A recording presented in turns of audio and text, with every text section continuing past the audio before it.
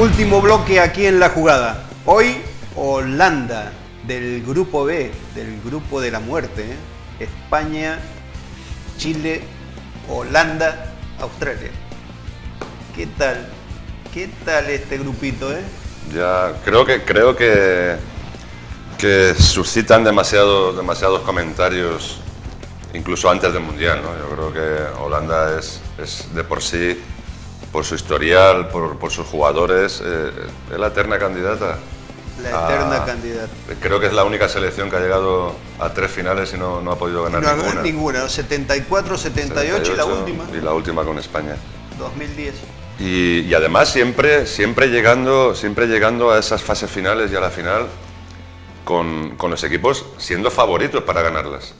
Sí, sí. En Alemania era favorita por Cruyff, en Argentina, aun a pesar de nuestro querido Mario Kempes, también era firme candidata.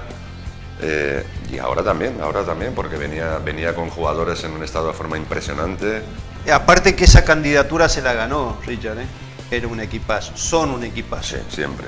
Y se da otra paradoja de Holanda. El goleador histórico todavía está jugando, está en activo, que normalmente en las otras selecciones no se da. Hablamos de Pelé, del flaco de México, Borghetti, de fulano tal.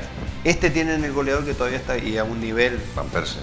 A un nivel fenomenal, No, y ha pasado, es curioso porque ha dejado la disciplina del Arsenal yéndose a uno de sus eternos rivales, que es el Manchester United, y sin embargo ahora se va al Manchester y ahora el que está de líder en la Premier es el Arsenal, ¿no? Claro. Pero bueno. Bueno, hubo cambio de técnico, hubo un cambio en el Manchester United que da también a la cosa, ¿no? Después de este viejo pirata, ¿no? Un zorro viejo, conocedor bien de esa liga, 20 años, 25 años al frente de un equipo como el Manchester United, que hay que ser muy capaz. Pero volvamos a Holanda. Hoy también están con un nivel muy bueno. Hoy están con un nivel los jugadores holandeses, bueno, los que están solamente ahí en el Bayern Múnich, en Alemania. Robben, Sneijder, Van Persie, es que tienen un equipazo. Un equipazo, ¿no? Es que tienen un equipazo. Además es que son siempre equipos con un nivel individual y colectivo impresionante. Ahora, yo digo una cosa, ¿por qué el holandés, salvo en Barcelona, no se adaptan a los otros equipos? Aquí, sobre yo creo todo, que por aquí, el carácter, en España. Yo creo que es por el carácter y por cómo se les educa deportivamente. En Holanda se les educa para disfrutar del fútbol y hacer un fútbol vistoso. Pero que creo que se les ha achacado muchas veces que no están preparados para la competición, no son competitivos. Ahí estoy, ¿ves? Para muchos, y perdonen por la expresión, para muchos como que son cagones, ¿no? A la hora de decidir, claro, a la hora de decidir. Pero es incuestionable que la calidad que tienen y la calidad individual que tienen desde pequeñitos. No, seguro. Ojo, porque... y siempre decimos que nos acordamos del primero, pero que ha salido 3 veces siempre nos acordamos de él, por lo que ha brindado, ¿no? Como ha brindado como equipo, como ha brindado como juego, como que ha brindado como estabilidad. Es un equipo fenomenal, ¿no? Y aparte si echamos la vista atrás, en las 3 finales disputadas, perfectamente las 3 las podían haber ganado. Sí. Las 3, ¿Será porque ellos se nutren de técnicos holandeses también? Que nunca le dieron posibilidad a otro técnico de otro país ser el gestor. Puede ser. De cambiarle un poco el buen juego a una buena disciplina táctica y estratégica, a una buena táctica fuera del entorno del fútbol. Pero ¿no? yo creo que sería renunciar a su idiosincrasia. Yo creo que llevar a un entrenador italiano a Holanda, yo creo que no encajaría. No, porque rompería con todos los moldes de la educación a la que están acostumbrados a crear y a criar a los chiquillos desde edades muy pequeñas. Esa educación ellos la respetan por encima de todo y por eso fíjate que crean jugadores, los venden, salen a jugar en grandes equipos y después vuelven como entrenadores.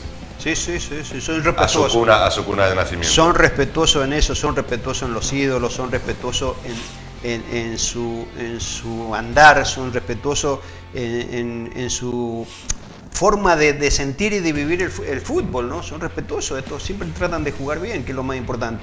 Y en el grupo que es difícil, ¿eh? El grupo, salvo Australia, que únicamente que sea una sorpresa muy que nadie la tenga en cuenta y que sea no sorpresa, sorpresón, creo que Holanda está entre el... Yo creo que lanzar pronósticos en este grupo es difícil, a pesar de que nuestro corazón lógicamente está con la roja, con la selección española, yo creo que lanzar pronósticos sería un atrevimiento. Yo creo que la pelea entonces va a estar entre Chile y Holanda. Yo creo que incluso hasta Australia lo va a poner muy difícil, ¿eh?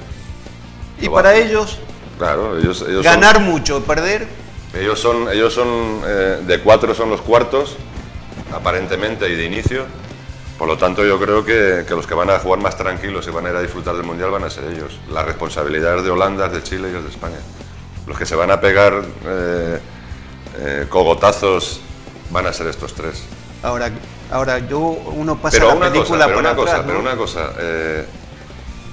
de estos tres, uno va a quedar fuera. Y eso es lo que tú ganas, clasificándote primero o segundo. Sí, seguro, sí. Que eliminas a uno ya. Uno importante. Ya no te lo vas a encontrar. Claro, y uno muy importante, es importante. Ahora, uno pasando la película para atrás y hablar me llena porque me encanta el buen fútbol, me encanta el fútbol holandés. Recordar, no sé, nombres como Cruyff, Nesken, Van Kerkhoff, los mellizos, Johnny Rep, Resenbrink. Uno no sé. Podríamos dar la formación de un solo. Yo me crié con eso, yo me crié con el Ajax de los 70. Ahí está, ¿no?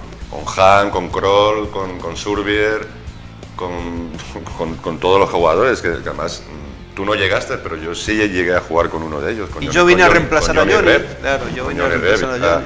Era espectacular, tenía unas condiciones físicas increíbles. Pero sí me acuerdo de la última jugada del Mundial. Sin embargo, Darío, era lo que tú estabas hablando. Creo que ese ser holandés es muy especial. Ellos están tan habituados a salir a divertirse jugando que realmente después lo trasladan a la vida, ¿no? Entonces, porque Johnny era impresionante, era espectacular. Pero era un cachondeo de persona, porque pues, no se tomaba en serio nada. Nada, ¿no? ¿Entiendes? Y así es esta selección, claro, también, ¿no? Claro, cuando llegan los momentos críticos y decisivos, pues como que no están preparados, no, que no están habituados a vivir esos momentos.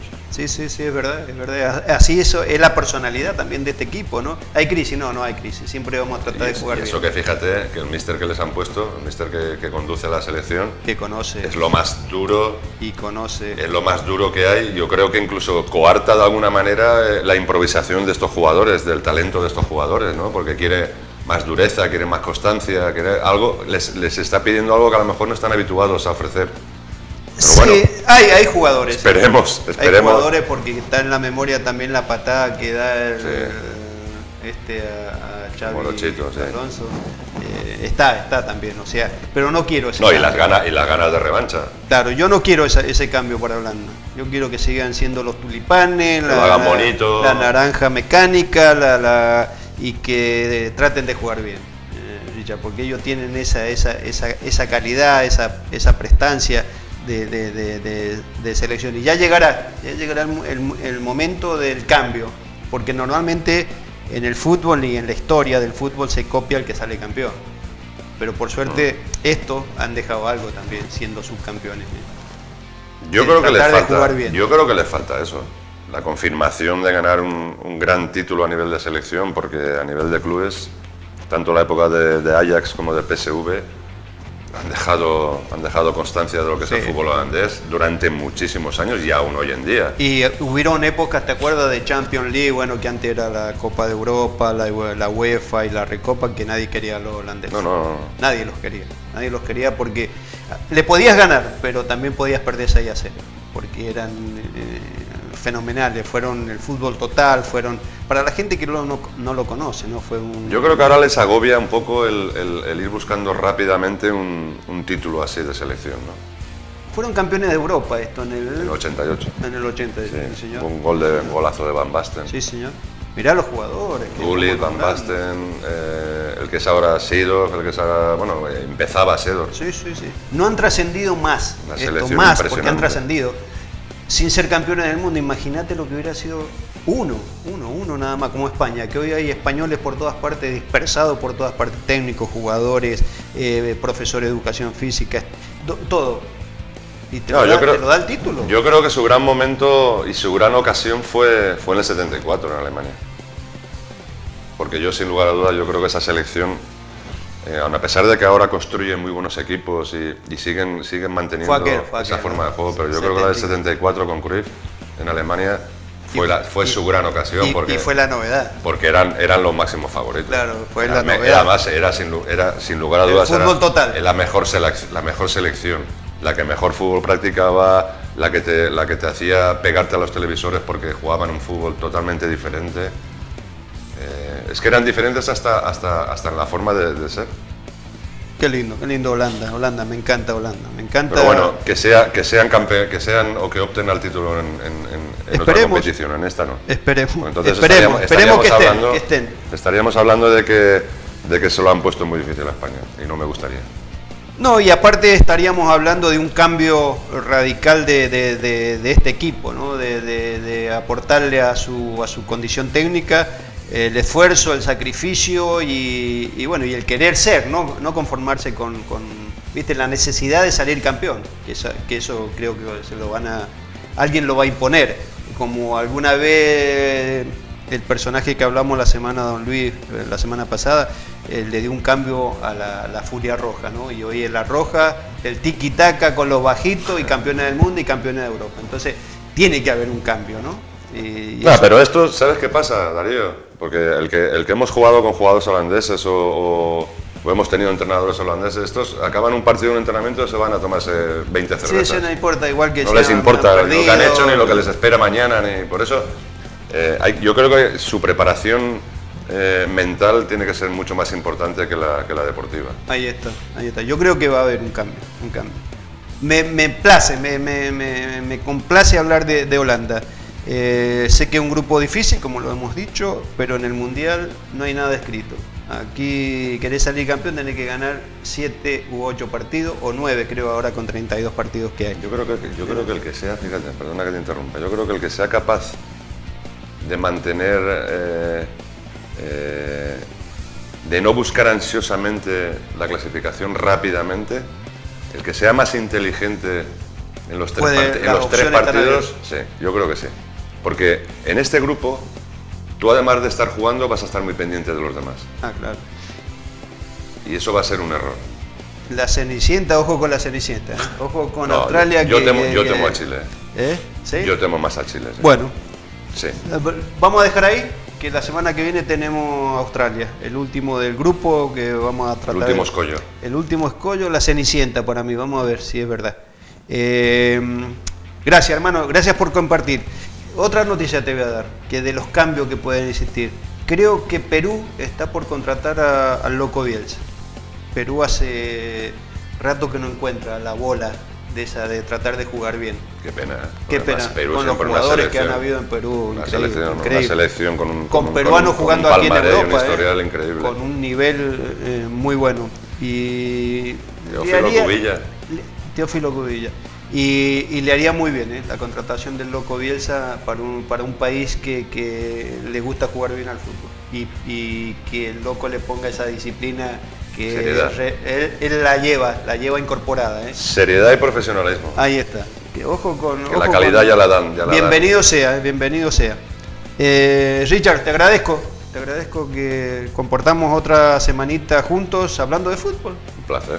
Que es lo que nos gusta, que nos hace vivir, que lo sentimos, y agradecerle a ustedes que están con nosotros toda semana a semana, y agradecerle a los auspiciantes, agradecerle a los amigos y agradecerle a la Escuela de Fútbol de Paiporta que nos atendió la semana pasada muy bien, compartimos una cena con ellos y transmitimos un poquito de lo que podemos hablar nosotros, que es de fútbol. Hasta la semana que viene.